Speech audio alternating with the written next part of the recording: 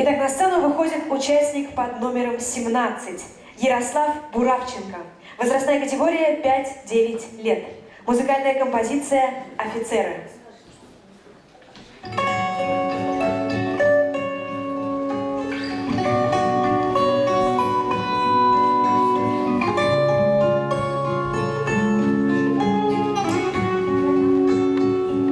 Господа офицеры, по натянутым нервам и аккордами веры эту песню пою. Тем, кто бросил карьеру, живота не жалея, свою грудь подставляет за Россию свою.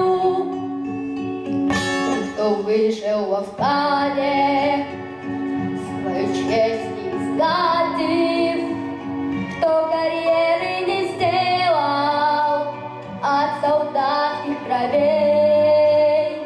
Я пою офицерам, матерей пожалевших, воротив им обратно живых сыновей. Офицеры, офицеры, ваше сердце под прицелом, за Россию, свободу до конца.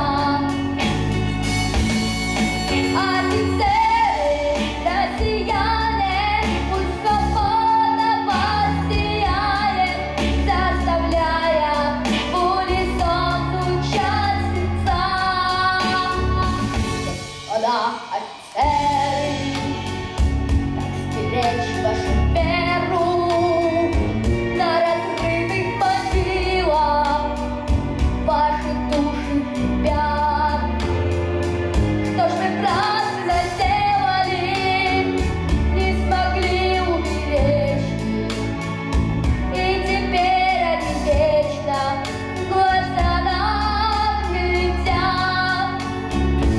Но приходят ребята, растворяясь в закатах, позвала их Россия, так бывало не раз. И опять вы уходите, может, прямо налево, и откуда-то сверху прощаете нас. Да куда ж вы уходите, может, прямо налево, и откуда-то сверху прощаете нас. Офицеры, офицеры, ваше сердце под прицелом, за Россию, свободу до конца. Офицеры, россияне, пусть свобода вас сияет, заставляя в унисон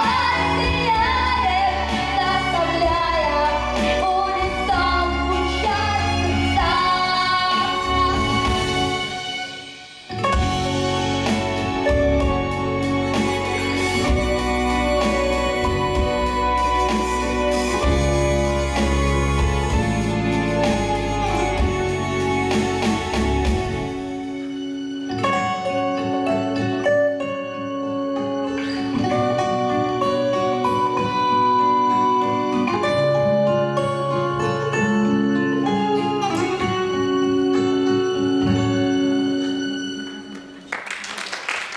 Ярослав Буравченко.